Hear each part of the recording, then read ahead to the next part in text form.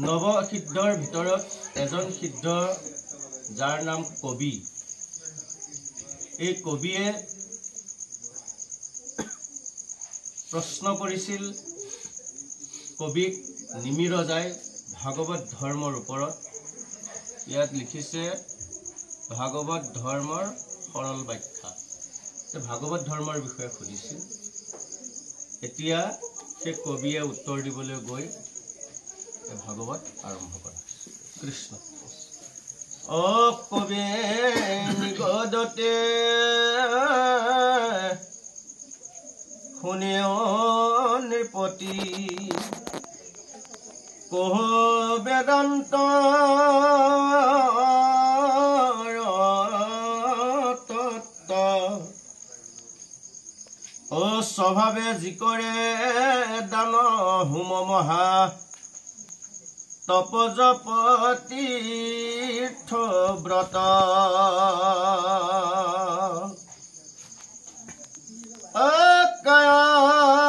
বাক্য মনে যতে আচৰে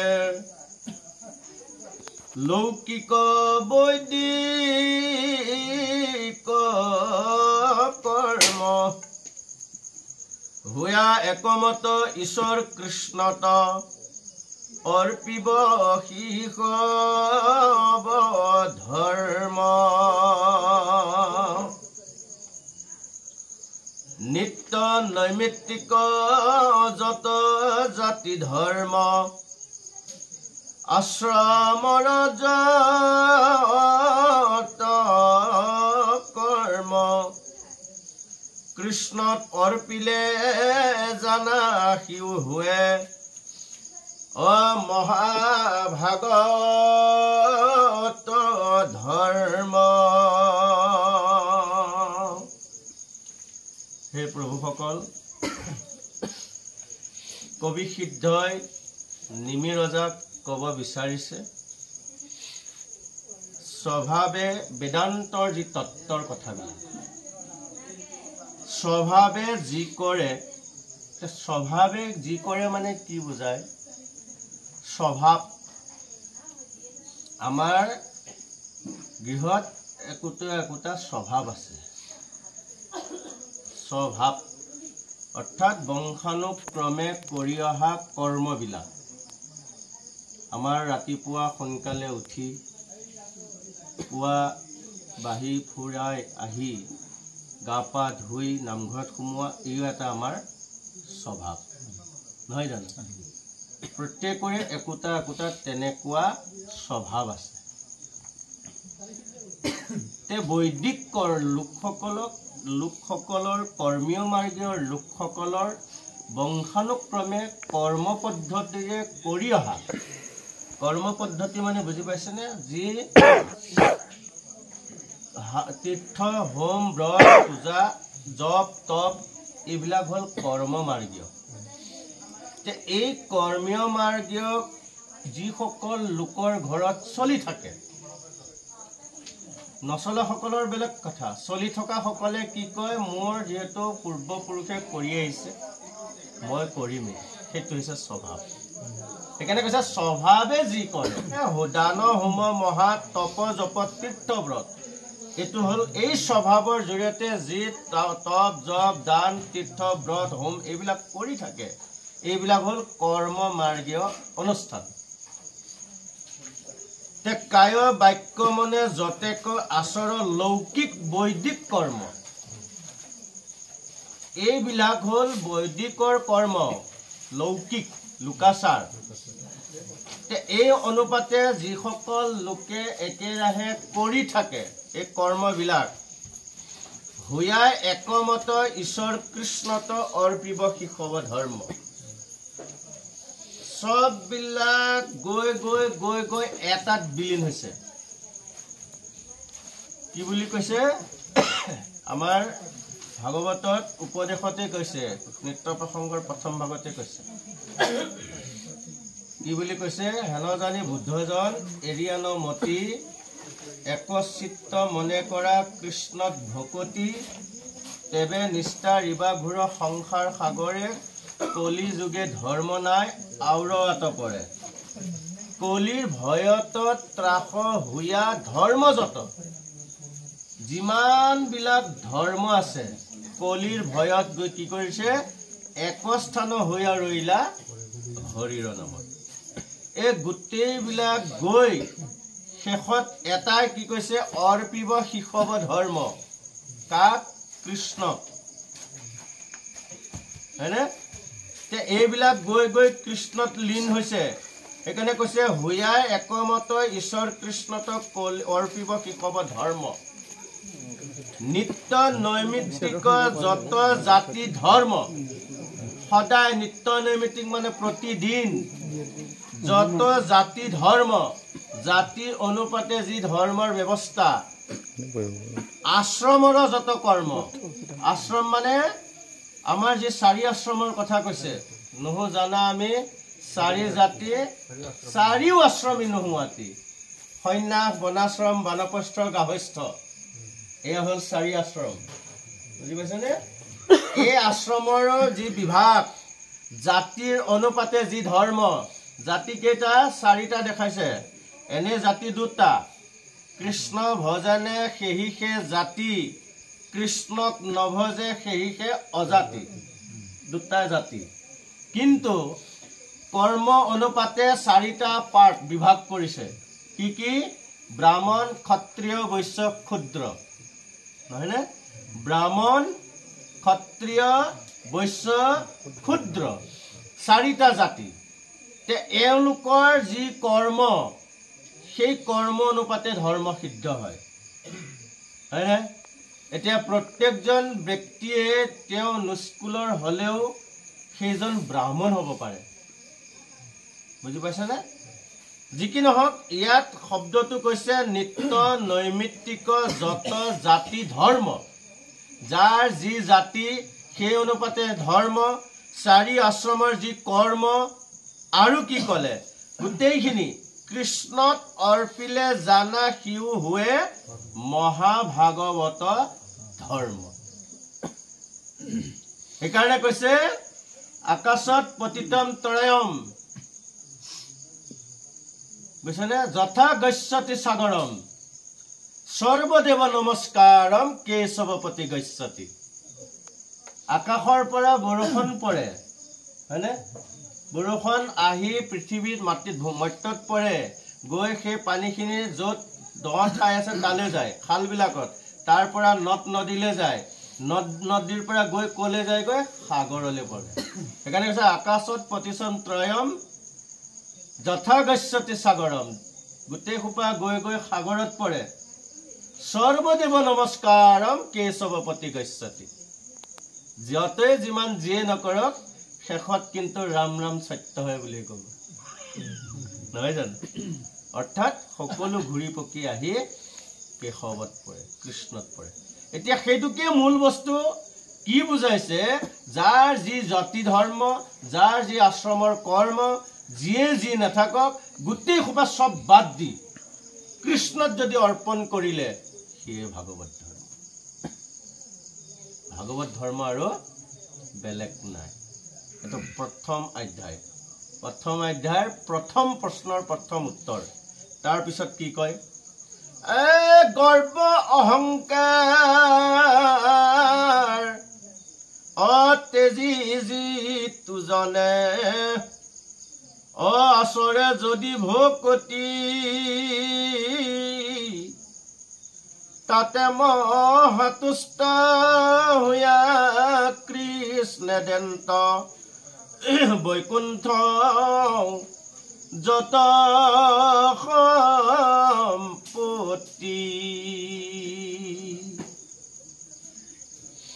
কৃষ্ণ থকা ঠাইখিনি পবিত্ৰ হ'ব লাগে নহয়নে আমি বাথৰুমত নিয়া পাত্ৰটো যিটো পানী সেই পাত্ৰটো নামঘৰলৈ আনো নেকি পানী কেতিয়াও নানো কাৰণ সি লেতেৰা অৰ্থাৎ অপবিত্ৰ ঠাইলৈ নিয়া পাত্ৰ সেই পাত্ৰটো আমি পবিত্ৰ স্থানলৈ তাক কেতিয়াও নানো অৰ্থাৎ সেইটো চুলেও আমি পানী ছটিয়াবা গা ধুব লাগিব এনেকুৱা ব্যৱস্থা এই পাত্ৰটোত যদি তেনেকুৱা লেতেৰা বস্তু থাকে কৃষ্ণ কিন্তু কেতিয়াও নাহে বুজি পাইছেনে এই পঞ্চভূতৰ শৰীৰত ইয়াতে ভগৱন্ত পুৰুষ নিবাস কৰে বুলি কৈছে ভগৱান যদি হৃদয়ত নাথাকে তেতিয়াহ'লে চৈতন্য শক্তি নাথাকে আৰু চৈতন্য শক্তি নাথাকিলে এই শৰীৰটোক কি বুলি কয় স বুলি কয় অৰ্থাৎ ই মৃতদেহ ঘোষণা হৈ গ'ল ইট ইজ ডেথ মৃত হৈ যোৱাৰ পিছত সেই শৰীৰটো নিৰ্দিষ্ট স্থানলৈ লৈ যাব তাক জেগাত নাৰাখে সেই স্থানত সেই শৰীৰটো নাৰাখে লৈ গুচি যাব তেতিয়া কথা হ'ল কি ভগৱন্ত পুৰুষ থকা ঠাইখিনি গৰ্ব শূন্য হোৱা অহংকাৰ কাৰণ গৰ্ব আৰু অহংকাৰে এই শৰীৰটোক নাশ কৰে সেই শৰীৰটোৰ যাৰ নাই যিটোৰ শৰীৰত গৰ্ব শূন্যভাৱে অহংকাৰ শূন্যভাৱে ঈশ্বৰ ভক্তি কৰিব ভগৱানে কৈছে সেইজনক মই বোলে চব দিওঁ সব মানে কি বৈকুণ্ঠৰ যিমান সম্পদ আছিল আজি সেই সম্পদখিনি কাক দিছে আপোনালোকে স্বচক্ষুৰে জানে ভাগৱতত পাইছে আজি বিপ্ৰ দামোদৰ আখ্যানটো আপোনালোকে পাইছে উদাহৰণ দি দিছে বিপ্ৰ দামোদৰৰ এনেকুৱা ভক্তি এনেকুৱা সাধনা তেওঁ কেৱল ঈশ্বৰ ব্যতিৰেকে আৰু নাজানে একো নাজানে গৰ্বশূন্যভাৱে অহংকাৰ শূন্যভাৱে ভকতি কৰাৰ কাৰণে গোটেই বৈকুণ্ঠৰ যত সম্পদ ঘৰতে থাকি পায় নহয়নে কৃষ্ণ ওচৰলৈ যাওঁতে ভাবিছিল কৃষ্ণটো নিদিলেই তথাপি অহংকাৰ কৰা নাছিল তেওঁৰ পত্নীৰ প্ৰিয়তমা ভাৰ্যাৰ বাক্য ৰক্ষা কৰি বিপ্ৰ দামোদৰে কৃষ্ণ ওচৰলৈ গৈছিল ইমানেই অভাৱ বিপ্ৰ দামোদৰৰ যদি আখ্যানটো চোৱা যায় বিপ্ৰ দামোদৰতকে আমিবিলাক কিন্তু বহুত ধনী নহয়নে বা নিয়ন বা হয়নে নহয় বহুত ধনী কিয় বহুত ধনী আমি দিনটোত দুখাজ খাই আছো কোনোবা দিনা নোখোৱাকে আছো নেকি কিন্তু বিপ্ৰ দামোদৰে সপ্তাহ মাহ জোৰা কেতিয়াবা খাবলৈ নাপায় কাৰণ কি পায় ভিক্ষা কৰিবলৈ গৈ যিকিটা পায় তেওঁ পুত্ৰ অৰ্থাৎ পত্নী সকলক পোহপালন দিওঁতেই যায় কেতিয়াবা পায় কেতিয়াবা নাপায় তেওঁ ইমান অভাৱৰ দাস আছিল তথাপিও কিন্তু কৃষ্ণ ভক্তি এৰা নাছিল যেতিয়া তেওঁৰ আইগৰাকীয়ে প্ৰিয়তমা আইগৰাকীয়ে যেতিয়া ভগৱন্তৰ ওচৰলৈ পঠাইছিল তেতিয়া বিপ্ৰ দামোদৰে কৈছিল মনত কি ভাবিছিল জানেনে তেওঁ বৈকুণ্ঠৰ সম্পদ দিব কেতিয়াও ভবা নাছিল কীৰ্তনত সুন্দৰকে লিখিছে কি কৈছে কৃষ্ণ দৰ্শনে মূৰ মহা লাভ আছে যাইবু দ্বাৰকাক লাগি কৃষ্ণ দৰ্শনে মূৰ মহা লাভ আছে যাইবু দ্বাৰকাক লাগি শব্দটো চাওক গুৰুজনে সুন্দৰকে লিখিছে অৰ্থাৎ কৃষ্ণ দৰ্শন কৰিলে মোৰ ইমান লাভ আছে মহা লাভ আছে সেইকাৰণে মই দ্বাৰকলৈ যাওঁ মই পত্নীৰ কথাত কিবা বস্তু খুজিবলৈ নাযাওঁ নহয়নে আৰু এইবিলাক কাহিনী আপোনালোকে পাইছে কিন্তু মানে প্ৰসংগত টানিছো কথাটো যে তেওঁ যে ইমান শূন্য মানে ইমান নিৰহংকাৰীভাৱে ভক্তি কৰিছিল এই ব্যৱস্থাটো কেনেদৰে ভক্তি কৰি বৈকুণ্ঠৰ সম্পদ পাইছিল সেইদিনাখন কি কৰিলে ভগৱন্তই কি বিপ্ৰ দামোদৰক সেৱা জনালে আপোনালোকে সব জানে কিন্তু কৃষ্ণ দামোদৰ যেতিয়া কৃষ্ণৰ ঘৰৰ পৰা আহি আছিল তেতিয়া মনলৈ এটা ভাৱ হৈছিল ভগৱান কৃষ্ণই মোক কিয় দিয়া নাই জানে মোক যদি এসোপা ধন ধান দিয়ে তেতিয়াহ'লে তেওঁলে মোৰ মনত নপৰিব ভগৱানলৈ মোৰ মনত নপৰিব কাৰণ মোৰ সব হৈ যায় সব বস্তু যেতিয়া আপোনাৰ মোৰ গৃহত থাকিব ভগৱান কেলে বাৰু আপোনাৰ গৃহত নদন বদন ধন জন ঐশ্বৰ্য বিভূতি সমস্তখিনি থকাৰ পিছত আপোনাক ভগৱান বিচাৰিবনে ভগৱানক কোনে বিচাৰে যাৰ একো নাই যিজনৰ একো নাই সেইজনেহে ভগৱানক বিচাৰে আৰু সেইটোকেই কুন্তীয়ে আপোনালোকে পাইছে কুন্তি স্তৱত হয়নে কুন্তীয়ে কি কৈছে যে মোক আৰু এইবিলাক নালাগে যি কি নহওক সেইকাৰণে কৈছে গৰ্ব অহংকাৰে তেজি যিটোজনে আচৰে যদি ভকতি তাতে মহাতুষ্ট হইয়া কৃষ্ণ দেন্ত বৈকুণ্ঠ যত সম্পত্তি।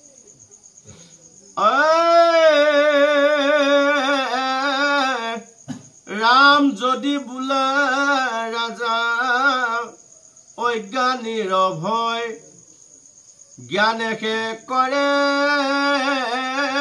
অন্তৰ কি কৰে ভকতি যেন হেন শংকামতি তেজিয়া শুনা উত্তৰ। কবিয়ে সিদ্ধই নিজে প্ৰশ্ন কৰিছে, হেৰা নিমিৰাজ,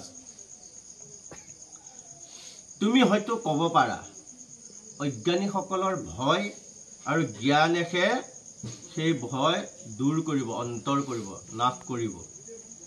জ্ঞানেহে কৰে অন্তৰ, তেতিয়াহ'লে ভকতি কেলে?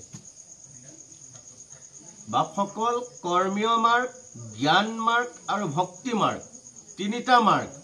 আগত কৰ্ম মাৰ্গৰ কথা ক'লে, এতিয়া জ্ঞান মাৰ্গৰ কথা কৈ আছে, তাৰ লগত ভক্তি যোগ দিছে। তুমি হয়তো ক'ব পাৰা জ্ঞান শেষ, চব শেষ হয়, তেতিয়াহ'লে ভকতি কেলে? নিজে প্ৰশ্ন কৰিছে কবি সিদ্ধই। তেতিয়া কৈছে যে কি কৰে ভকতি হেন শংকামতি। তোমাৰ হয়তো এই জ্ঞানত অৰ্থাৎ বিবেকত লাগিব পাৰে, বিবেকে চুব পাৰে, তোমাৰ হয়তো শংকা আহিব পাৰে, তেতিয়াহ'লে তাৰ উত্তৰ কওঁ শুনা। ঐ ঈশ্বৰ বিমুখ হুয়া যিটো নৰ এ ধৰে বিষ্ণু মায়া তাক এহি দেহ মূৰ বোলে অজ্ঞানত পাহৰে নিজ আত্মাক। এয়া এটা উদাহৰণ দিছে। যিজন ঈশ্বৰ বিমুখ, ঈশ্বৰ বিমুখ কাক কৈছে? ভগৱানৰ পৰা যি আঁতৰি থাকে, ভগৱানক যিয়ে চিনি নাপায়, ভগৱানক যি বুজি নাপায়, ভগৱানক যিয়ে সেৱা নকৰে, সেইজনৰ ঈশ্বৰ বিমুখ বুলি কৈছে। সেইজনৰ কথা, ঈশ্বৰৰ বিমুখ হোৱা যিটো নৰ ধৰে বিষ্ণু মায়া তাক। মায়া আৰু মায়া, ই আকৌ বিষ্ণু মায়া। যিমানখিনি দেখিছে চবেই মায়া, ভগৱন্তৰ সৃষ্টি। এই মায়াই যেতিয়া ধৰিব, মায়া মানে কি? অবস্তুক দেখাৱয় বস্তুক আৱৰি এহিহে মোহৰ মায়া জনা নিষ্ট কৰি। ভগৱানে সৃষ্টি কৰা সেইটোৱে হ'ল মায়া। সেইকাৰণে ভগৱানে কৈছে এইটোৱে মোৰ মায়া। যিটো অবস্তু তাকে বস্তু বুলি দেখুৱাই দিয়া, এইটো হ'ল বিষ্ণু মায়া। তে যিজন ঈশ্বৰ বিমুখ, ঈশ্বৰ কৃষ্ণক চিনি নাপায়, বুজি নাপায়, সেইজন হ'ল বিষ্ণু মায়াক তাক গ্ৰাস কৰিলে। আৰু কি ক'লে? এহি দেহ মূৰ বোলে অজ্ঞানত, এইটোৱে মোৰ দেহ। কাৰণ তেওঁ নাজানে ন, সেইজন অজ্ঞানী। বিষ্ণু মায়া তাক আগুৰি আছে। পাহৰে নিজ আত্মাক, এই দেহটো মোৰ, মই মই মই মই মোৰ মোৰ মোৰ। কিন্তু ইয়াৰ ভিতৰতে যে আচল মই কোনোবা এটা সোমাই আছে, সেইটো কিন্তু বুজি নাপায়, সেইটো নাজানে। এনেকুৱা ধুনীয়া কাহিনী আছে উপনিষদৰ, কিন্তু সময়টো অভাৱ। এতিয়া সেইখিনি পাঠলৈ গৈ থাকো। গোটেই দশেন্দ্ৰিয়বিলাকে পঞ্চভূতৰ শৰীৰত থকা ইন্দ্ৰিয়বিলাকৰ মাজত কাজিয়া লাগি থাকে মাজে মাজে। মই ডাঙৰ, মই ডাঙৰ, সেই মই মই মই। কিন্তু ময়ে যে শেষ হৈ যায়। মই মতে অহংকাৰ কোনে কৈছিল? নাৰায়ণ ঠাকুৰ আটাই। গুৰুজনাৰ একান্ত প্ৰপন্ন শিষ্য বুলি কৈছে। মাধৱদেৱৰ সখী, বৰাৰপুৰ সখী নাৰায়ণ ঠাকুৰ আটাই কৈছিল, মই মতে অহংকাৰ, তই মাত্ৰে গালি, এতেকে পুৰুষৰ শ্ৰী হয় হানি। অৰ্থাৎ এই শব্দটোকে ইয়াত সুন্দৰকে কৈছে যে যিজন ব্যক্তিয়ে ভগৱন্তৰ পৰা বাহিৰত থাকি সেইজনে নিজৰ দেহকে মই মই মই মই মোৰ মোৰ মোৰ কৈ থাকে, এইজনে কি বুলি ক'লে? যে পাহৰে নিজৰ আত্মাক। যে চৈতন্য শক্তিয়েতে মোক যে এই বিনন্দীয় জগতখনত ঘূৰাই ফুৰাইছে খুৱাইছে পিন্ধাইছে সেই বিষয়টো কিন্তু পাহৰি যায় বুজি পাইছেনে ৰাম হুৱে জ্ঞান শূন্য কোনে পাপ পুণ্য কৰিতে নপাৰে সাৰ বিষয় ব্যাকুল সম্যকে আকুল বাতুল নুগুছে জাত নাতাৰ এজন ব্যক্তিয়ে যি ঈশ্বৰৰ পৰা বঞ্চিত হৈ থাকে তেওঁ জ্ঞান শূন্য কোনে পাপ পুণ্য কৰিতে নাপাৰে সাৰ পাপ কি বস্তু পুণ্য কি বস্তু সেইজনে একো বুজি নাপায় কাৰণ তেওঁ অজ্ঞান আৰু বিষয় ব্যাকুল সম্যকে বাতুল নুগুছে যাতনা তাৰ যিজনে ঈশ্বৰ বিমুখ হৈ থাকে ঈশ্বৰৰ পৰা আঁতৰি থাকে সেইজন পুৰুষৰ বিষয়ে ইমানেই আগুৰি ধৰে বাতুল প্ৰায় বাতুল মানে অৰ্থাৎ মতিছন্ন অৰ্থাৎ পগলা হয়নে এই ব্যৱস্থালৈ গুচি যায় সেইজন পুৰুষ আৰু তেওঁ যাতনা দিনে ৰাতিয়ে কেৱল দুখ তেওঁৰ যাতনা আৰু শেষ নহয় নুগুছে যাতনা তাৰ ৰাম যাহাৰ মায়াত এতেক অনৰ্থ ভজুক হেন মুৰাৰী একচিত্ত হৈয়া কৃষ্ণত কৰিব ভকতি অবেভিচাৰী যাৰ মায়াত মজি এ বুজি পালে এতেকে অনৰ্থ এই সমস্তখিনি মিছা য'ত অৰ্থ নাই সেই অনৰ্থ ভজুক সেইকাৰণে কৈছে কবি সিদ্ধই ভজুক হেন মুৰাৰী সেইজন কৃষ্ণ সেইজন মুৰাৰী প্ৰাণবন্ধু ৰাম সেইজনক ভজনা কৰা কেনেকৈ একচিত্ত হিয়া কৃষ্ণত কৰিব ভকতি অবেভিচাৰী বেভিচাৰ আৰু বিপৰীত শব্দ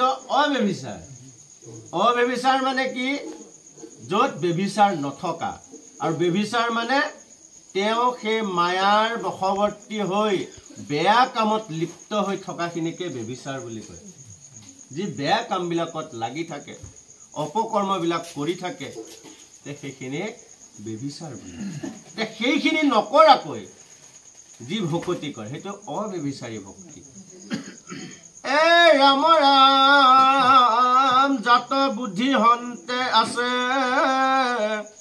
একোৱে নবাছে এক কৃষ্ণ মাত্ৰ জানে উপদেশদাতা যিটো গুৰু থাকে তান্তে হৰি বুলি মানে সেইজন বুদ্ধিয়ক ইজন কোনজন যিয়ে ভকতি নিৰহংকাৰী অহংকাৰ শূন্যভাৱে গৰ্ব শূন্যভাৱে ভগৱন্ত পুৰুষক অবেভিচাৰভাৱে ভক্তি যি কৰিলে আৰু সেইজন কি বুলি কৈছে যে সেইজনেই বুদ্ধিয়ক জাত বুদ্ধি হন্তে আছে একোৱে নবাছে এক কৃষ্ণ মাত্ৰ জানে এজনেই কৃষ্ণ বাকী আৰু তেওঁ নাজানে সেই ভক্তি কোনে কৰিছিল গোপীসকলে কৰিছিল ময়ে কৃষ্ণ বুলি কোৱাটো হয়নে আজি অলপ আগত বাপজনাই বৰগীত গাইছিল কি হৰি মোৰ হয়নে হৰি তোৰ নেকি হৰি মোৰ হে এই দৃঢ়তাটো আনিব লাগিব এতিয়া আপুনি যে গালে বৰগীত ভাগ হৰি মোৰ এই দিন দয়াল কে জানিতে পাৰে তোমাৰ ঠাকুৰাল হে হৰি তুমি মোৰ হে মোৰ অৰ্থাৎ তুমি বেলেগৰ নহয়, তুমি মোৰ। বুজিছেনে? এইদৰে ভক্তি দৃঢ়তা, কৃষ্ণ মোৰ প্ৰাণ কৃষ্ণ। অলপ আগত আপুনি ঘোষাচন্দাত আৰু গাইছে, কি গাইছে? প্ৰাণ গোপাল। আচলতে গুৰু বা পিছৰে ভক্তিত ইমান দৃঢ়তা কৰি দিছে, মোৰ প্ৰাণ গোপাল বুলি কৈছে, হয়নে? মোৰ প্ৰাণ গোপাল দীনবন্ধু নাৰায়ণ, মোৰ প্ৰাণ গোপাল, মোৰ প্ৰাণ, হয়নে? এই মোৰটো হ'ব লাগিব দৃঢ়তা। এয়া সেইটোকে কৈছে। আৰু যে হওক, এই মোৰটো অনাৰ পিছত যিয়ে কেৱল এক কৃষ্ণ মাত্ৰ জানে, এইটো কাৰ জৰিয়তে? উপদেশী গুৰুৰ জৰিয়তে। উপদেশৰ দাতা যিটো গুৰু থাকে তান্তে হৰি বুলি মানে, সেইজনকেই হৰি বুলি মানিব দিছে। যিয়ে মোক কৃষ্ণ দৰ্শন কৰোৱালে, সেয়ে কৃষ্ণ, সেয়ে কৃষ্ণ। ৰাম ৰাম যিটো ভকতক মায়া এৰি আহে, প্ৰমাণ পাৱে মনত, চাৰে আন কাম নেৰে গুণ নাম, উপজে ৰতি কৃষ্ণত।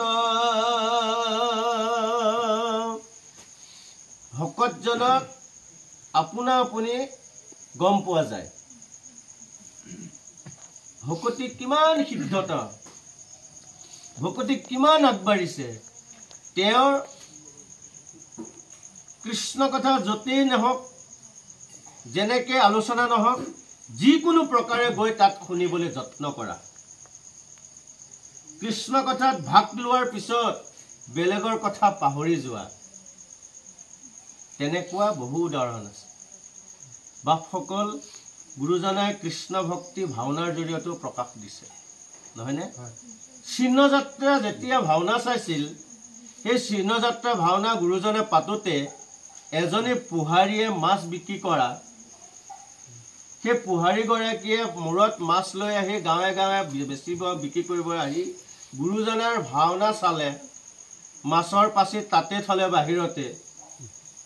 এদিন দুদিন নহয়, 7 দিন পাৰ হৈ গ'ল, গমকে নাপালে মই যে মাছ বেচিবলৈ আহিছিলোঁ। এই ভক্তি নিদৰ্শন। আজি আপোনালোক সব যে আহিছে, যেতিয়ালৈকে পাঠ নাখামৰে মনটো যদি ইয়াত লাগি থকা, সেইটোৱে হৈছে ভক্তিৰ চূড়ান্ত। বুজি পাইছেনে? পদত সেইটোকে কৈছে যে যিটো ভকতক মায়া এৰি আহে, প্ৰমাণ পাৱে মনত, নিজকে বুজি পায়। কি বুলি? চাৰে আন কাম নেৰে গুণ নাম, আনৰ কথা আৰু তেওঁৰ ভাবিবলৈ সময় নাই, কেৱল গোবিন্দৰ গুণ নাম শ্ৰৱণ কীৰ্তন, সেইজনে উপজে ৰতি কৃষ্ণ। হেন বা বুলিবা, আকৌ প্ৰশ্ন কৰিছে নিমিৰজাক। বিষয়ী লোকৰ আছে দম্ভ অহংকাৰ,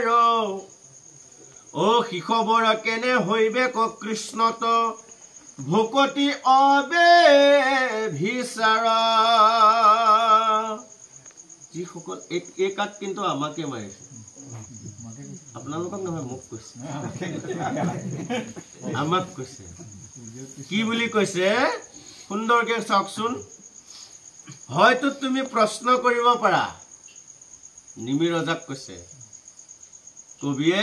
কি বুলি কৈছে? বিষয়ী লোকৰ আছে দম্ভ অহংকাৰ, হয়নে? সেইজন পুৰুষৰ কেনেকৈ অব্যভিচাৰ ভক্তি সিদ্ধ হব? ব্যভিচাৰ শূন্য হৈ কেনেকে ভক্তি সিদ্ধ হব? ইমান সৰু প্ৰশ্নও নহয়, নিজে প্ৰশ্ন কৰিছে। নাৰায় মৃত্যু ভয়, হেন বা সংশয়, কৰিবা তুমি নেপতি শুনিও মহন্ত ইহাৰ সিদ্ধান্ত তোমাত কহ সম্প্ৰতি সেইজন ব্যক্তি হয়তো ক'ব পাৰা তুমি হয়তো সুধিব পাৰা যিজন বিষয়ী লোক যাৰ দম্ভ অহংকাৰ সদায় নুগুচে সেইজনে ভকতি অব্যভিচাৰ ভক্তি কেনেকৈ কৰিব ব্যভিচাৰ শূন্য হয় আৰু কি কৈছে সেইজনৰ নেৰাই মৃত্যু ভয় হেন বা সংশয় কৰিবা তুমি নৃপতি হয়তো তেনেকুৱা হ'ব পাৰে শুনিও মহন্ত ইহাৰ সিদ্ধান্ত উত্তৰটো শুনা যতে বিষয় সবে মায়াময় মনেকে কৰে প্ৰকাশ পুত্ৰ দ্বাৰা ধন সবেও সপোন খনেকতে হুৱে না যিমান বিষয়ৰ কথাবিলাক তুমি কৈছা গোটেই সোপা মনতে সৃষ্টি হয় মনে পাপ মনে পুণ্য কোৱা নাই জানো মনে কৰে হয়নে মনে স্বৰ্গ যি কৰে চব মনে কৰিব আজি যে আমি ইয়াত বহি আছো মনে বহুৱাৰ কাৰণে বহি আছো মনটোৱে যদি কয় ভাল লগা নাই মনত দুটা ভাগ আছে বুজিছেনে সেইটো চিত্তৰ জৰিয়তে পৰিচালনা হয় সেইটো ভালটো আৰু এটা বেয়াটো আছে আপোনাৰ সব যেতিয়া গৃহত আছিল তাত কৈ আছে ভাগৱতলৈ গ'লে কি হ'ব টোপনি ক্ষতি হ'ব কিবা কৰিব কিবা হ'ব ভালো নালাগে থকা হ'লে কিবা এটা আমাৰ লাভৱান হ'ল হয় মনটোৱে দুইটা মানে মানুহজনক উগুল থুগুল কৰি ফুৰে এটা ভালকে সোমাই দিব নাই ভাগৱতলৈ গ'লে ভকতৰ সংগ পাম দুআষাৰ হৰি কথা শুনিম কৃষ্ণ কথা শুনিম আমাৰ লাভ হ'ব মনটোত এটা ভাগে সেইটো কৈছে এটা ভাগে কৈছে নাই এখন ঠাণ্ডাও পৰিছে নোযোৱাই ভাল বিছনাখনতে বাগৰি থাকোঁ মোবাইলটোকে চাই এয়া আমাৰ মনটোক দুটা ভাগে দুফালে টানি থাকেনে নাই আপুনি চিত্তক জোৰ দি বুদ্ধিক জোৰ দি ভাগৱতলৈ অহাৰ কাৰণে আপুনি বাচি গ'ল নহা হয় তাতে আপোনাৰ মনটো থাকি গ'ল সেইটোকে কৈছে যতেক বিষয় সবে মায়াময় মনেকে কৰে প্ৰকাশ পুত্ৰ দ্বাৰা ধন সবেও সপোন খনেকতে হুৱে না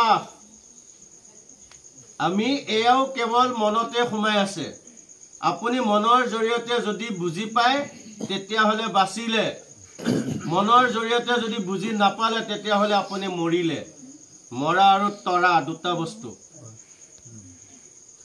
আপুনি এই বিষয়ে সাগৰখনত ভূমিষ্ঠৰ পৰা সমাধিস্থৰ পৰ্যন্ত এখন নাটক এই নাটকখন চলি থকাৰ অৱস্থাত নিজকে এবাৰ চাওক আহিছো অকলে যামো অকলে প্ৰথম কথা হয়নে বাবজন আহিছো অকলে যামো অকলে মাজত আমাৰ মাজলৈ কেবেটা পাৰ্ট আমাৰ মাজলৈ আহি গ'ল মই যেতিয়া অকলে আছিলো তেতিয়া মোৰ ব্যক্তি এজন ওৱান মেন অৰ্থাৎ এজন মানুহৰ দুটা ভৰি দুখন ঠেং এজন চাপি যেতিয়া আহিল আমাৰ মাজলৈ তেতিয়া ঠেং কিমান হ'ল চাৰিখন চাৰিঠেঙীয়া যন্ত্ৰ কি বুলি কোৱা যায় পশু হয় নাই আচ্ছা সেই দুজনৰ মাজত যেতিয়া আৰু দুঠেং আহি প্ৰৱেশ কৰিলে কিমান হ'ব ছঠেঙীয়া প্ৰাণীক কি বুলি কৈছে কীট পতংগ নাই যোৱা হয় নাই তাৰ লগত যদি আৰু দুঠেং যোগ দিলে আঠ ঠেং কিমান হ'ল অষ্টঠেঙৰ কাৰ মকৰা আছে নাই এনেকৈ যেতিয়া আপোনাৰ এটা এটা তৰপকে বাঢ়োতে শেষত আপোনাৰ গোটেই কি হৈ যাব জন্মটো কেঁকুৰালৈ ৰূপান্তৰিত হ'ব কেঁকুৰা চিনি পায় না আপোনালোকে ফালে কি বুলি কয় ককৰা কেঁকুৰা বুলি কয় কাকৰা বুলি কয় মংগলদৈ ফালে কাকৰা বুলি কয় সেইকাৰণে কৈছে কাকৰা জন্ম লয় সংসাৰ কৰিবলৈ আৰু সেই সংসাৰত কাকৰাৰ জীৱনটোৱে হৈছে তেওঁৰ যিখিনি পোৱালি সন্তান প্ৰসৱ কৰে সেই সোপায়ে তাক খুলি খুলি খুলি খুলি খাই শেষ কৰি দিয়ে শেষত কেঁকুৰাৰ খোলাটোহে থাকে একো নাথাকে হয়নে নহয় মন কৰিবা যিসকলে কেঁকুৰাৰ লগত সম্পৰ্ক বুজি পাব কেঁকুৰাৰ সংসাৰখন হ'ল তেনেকুৱা কেঁকুৰে সংসাৰ কৰে নিজক নাশ হ'বলৈ কেঁকুৰা আমি হ'বলৈ যাওঁ নেকি আমিতো নহয় আমি মানুহ আমাৰ জ্ঞান আছে বুদ্ধি আছে বিবেক আছে তে আমি যদিও কেঁকুৰালৈ ৰূপান্তৰিত হ'ব বিচাৰি আছো তাৰ পৰা মুক্তি কেনেকে পাওঁ নহলে মূৰখিনিয়ে মুকে খাব হয়নে নহয় কেনেকে খায় আমি ধৰিব নোৱাৰো আমি যে ভাগৱতলৈ আহিছো মানুহগৰাকীয়ে ক'ব ইমান ৰাতি হ'ব নালাগে দিয়ক আজি থাকক সেয়ে কেঁকুৰা অলপ ভাবি চাব আইগৰাকী আহিছে বাপজনে ক'ব ৰাতিখন যাব নালাগে সেয়ে কেঁকুৰা ল'ৰা ছোৱালীকেইটা মাকলে যোৱাই ভাগৱতলৈ যাওঁ নালাগেচোন যাব ভাত বনাব লাগে কিবা হ'ব দেউতাকক ক'লে মোক অলপ কিবা সেয়াই কেঁকুৰা বুজি পাইছেনে কথাবিলাক যাৰ জৰিয়তে বাপসকল গৃহখনত থকা যিকোনো জীৱৰ জৰিয়তে মই যদি ঈশ্বৰ ভক্তি ঈশ্বৰৰ কথা শুনাৰ পৰা বঞ্চিত হলো সেয়াই হৈছে মায়া সেয়াই হৈছে বিষয় সেইকাৰণে এই পথফাকিত কৈছে সবে মায়াময় ইয়াত কৈছে পুত্ৰ দ্বাৰা ধন সবেও সপোন খনেকতে হুৱে না এয়া সপোন বুলি কৈছে ইয়াক কৃষ্ণ কথা পাতি আছো কাৰ কি হয় কোন মুহূৰ্তত কোনেও নাজানো হয়নে সেইকাৰণে গুৰুজনে সুন্দৰকে গুৰু বৰগীতত লিখিছে পুত্ৰ দ্বাৰা ধন হয়নে কৈছে অথিৰ ধনজন জীৱন যৌৱন অথিৰ এহু সংসাৰ পুত্ৰ পৰিবাৰ সবহি অসাৰ কৰব কাহেৰি খাৰ তে যিমানবিলাক আছে এইবিলাক চব অসাৰ এইবিলাক সাৰ কৰিবলৈ হলে একমাত্ৰ সাধু সংগ একমাত্ৰ কৃষ্ণ ভক্তি তাকে পদৰ জৰিয়তে কৈ আছে এৰাম হেন জানি যেত মনক নিয়মী কৃষ্ণত ভকতি কৰে সেই মহাশয় এৰাই মৃত্যু ভয় সুখে সংসাৰ তৰে সেইকাৰণে হে নিমিৰজা তুমি মনক নিয়ন্ত্ৰণ কৰি কৃষ্ণত ভক্তি কৰা বাপসকল আমি যে যিমান যিয়ে নকৰো আমাক ধৰ্মৰ নামত যি কৰি আছো সেয়া হৈছে নিজৰ লগতে মন পবিত্ৰ কৰা মনত যদি অশান্তি থাকে আপুনি যিমান ধৰ্ম কৰক কোনো কাম নাই সেইকাৰণে মনটো নিয়ন্ত্ৰণ কৰি ঈশ্বৰ ভজনা কৰা আমাৰ মনবিলাক দৌৰি ফুৰে আজি ইয়াত বহি আছো আমাৰ মনটোৱে ঘৰলৈ গৈ আছে আৰু কত গৈ আছে তাক আমি ধৰিব নোৱাৰো মন এনেকুৱা সাংঘাতিক বস্তু আপুনি বহিয়ে আছে আপোনাক লৈ গুচি যাব মনে গৈ গৈ কত ঘূৰাই আনি আকৌ মানে লৈ ফুৰিব সেইকাৰণে মনটো স্থিৰ কৰা হে ৰাজা মন স্থিৰ কৰি কেৱল ঈশ্বৰক ভক্তি কৰা সেই মহাশয় এৰা সেইজনে মৃত্যুৰ ভয়ৰ পৰা এৰাব আৰু সুখে সংসাৰক তৰিব পাৰে পাছে নিপবৰ পৰম দুষ্কৰ শুনিলা কৰ্ম ভকতি যোগীৰ দুৰ্গম মনক নিয়ম কৰিবে কাৰ শকতি আকৌ এটা পাজল লগাই দিছে নিমিৰজাই কি কলে হেৰা নিপবৰ মনৰ কৰ্ম ভক্তিৰ কথাখিনি শুনিলা কিন্তু ইয়াতকৈ ডাঙৰ কথা এটা হৈছে কি যিটো কথা মনক নিয়ন্ত্ৰণ কৰা যোগীসকলৰ কাৰণেও অতি দুষ্টেজ দুৰ্গম বুলি কৈছে যি যোগীসকলে যুগ যুগ বছৰ ধৰি সাধনা কৰি যোগ ধ্যান কৰিও মনক নিয়মিব পৰা নাই শক্তি আছে মনক নিয়ম কৰিব পৰা?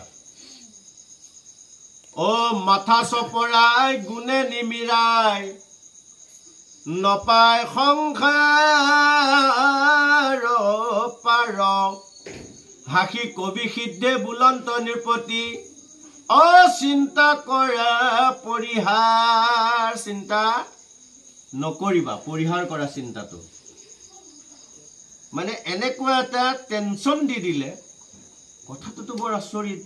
যদি যোগীসকলে হাজাৰ হাজাৰ বছৰ তপ জপ সাধনা যোগধ্যান কৰিও মনক নিয়ন্ত্ৰণ কৰিব পৰা নাই, আমাৰ নিচিনা বিষয়ী মানুহে মনক নিয়ম কৰিব পৰা কাৰ শক্তি আছে? এই কথাখিনি শুনাৰ পিছত নিমি ৰজাই ভয়তে মাথা চপৰাই দিছে। যি কি নহওক নিমি ৰজাক কৈছে হাসি পেলাই, চিন্তা নকৰিবা, শুনা।